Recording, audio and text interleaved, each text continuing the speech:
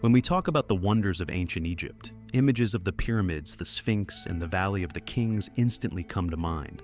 But few people know about a temple that not only survived thousands of years, but was also saved from destruction in the 20th century by a worldwide effort. This is the Temple of Abu Simbel, one of the most awe-inspiring structures of the ancient world. In front of you stands a cliff into which colossal statues of Pharaoh Ramses II have been carved. Each one is about 20 meters tall. They weren't placed in front of the temple. They were chiseled directly from the mountain itself. Behind them lies not just a hall, but an entire rock-cut temple with columns, chambers, and painted walls. And all of it was created more than 3,200 years ago. But to understand its true significance, we need to go back to the beginning. In the 13th century BCE, Egypt was ruled by Pharaoh Ramses II. He wasn't just a ruler, he was the embodiment of grandeur. During his reign, he built more temples, obelisks, and statues than any other pharaoh. His goal was to leave a legacy that would last for eternity. And he succeeded. One of his most ambitious projects was this temple in Nubia, at Egypt's southern border, near lands inhabited by hostile tribes. Abu Simbel was more than a place of worship. It was a statement. It declared, "This is the power of Egypt. This is Ramses. This is the God you shall worship." That's why the 4 statues at the entrance don't depict gods, but Ramses himself. He placed himself among the divine. He became a living god. But who even knew about this temple? For centuries, Abu Simbel was hidden from the world. After the fall of ancient Egypt, the desert winds and sand gradually buried the temple. It was almost completely submerged beneath the dunes. Its existence was forgotten for thousands of years. Then, in 1813, Swiss explorer Johann Burckhardt, who was studying Nubia, noticed an unusual stone protruding from the sand, the top of a statue. He realized it was something significant, but the entrance remained blocked and he couldn't get inside.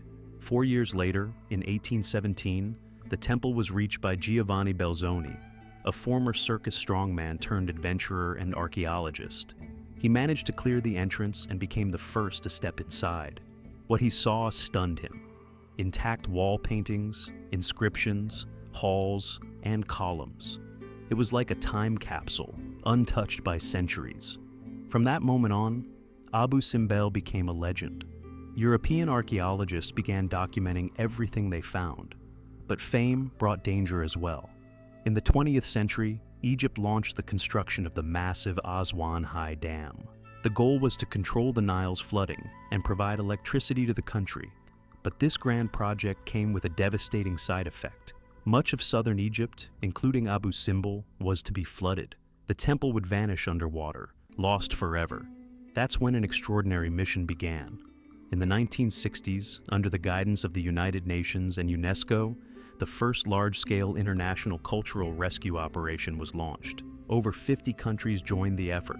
In just 4 years, the temple was carefully cut into 1,050 blocks, each weighing between 20 and 30 tons, and moved to higher ground, 65 meters further back and 200 meters above the original site.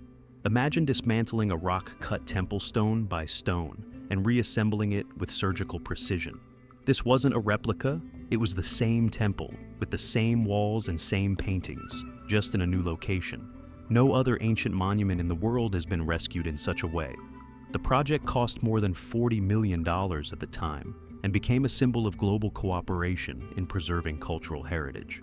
But let's return to the temple itself. Why is it so important? First of all, it's not just a religious site, it's a symbol of power. Inside are scenes of battle, majestic columns, and powerful imagery of Ramses. One of the most famous is the depiction of the Battle of Kadesh, the first known instance of a military victory being portrayed on such a monumental scale in temple art.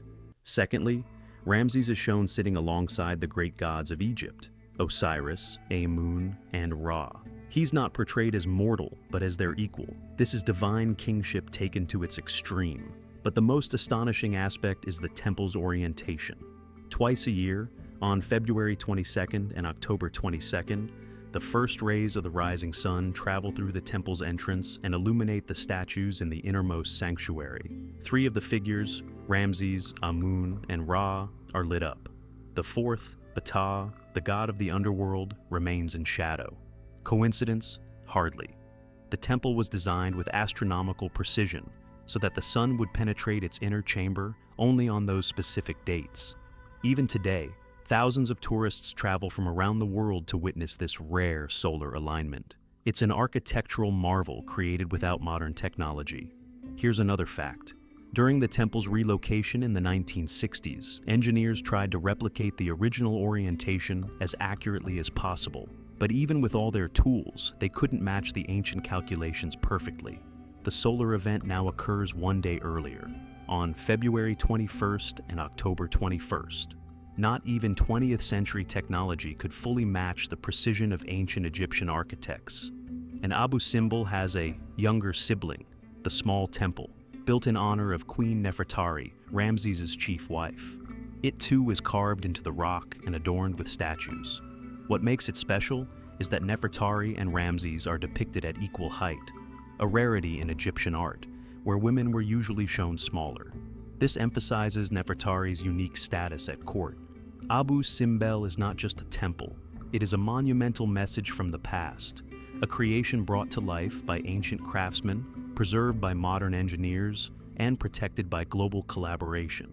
It combines political power, architectural mastery, astronomical knowledge, and a breathtaking rescue story.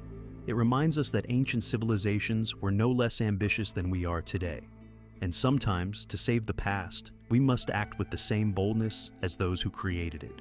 When you look at Abu Simbel, you're not just seeing a temple, you're seeing a pharaoh who sought eternity, people who, 3,000 years later, helped him achieve it, and stones that have witnessed sand, water, light, and darkness, and endured it all to tell us their story.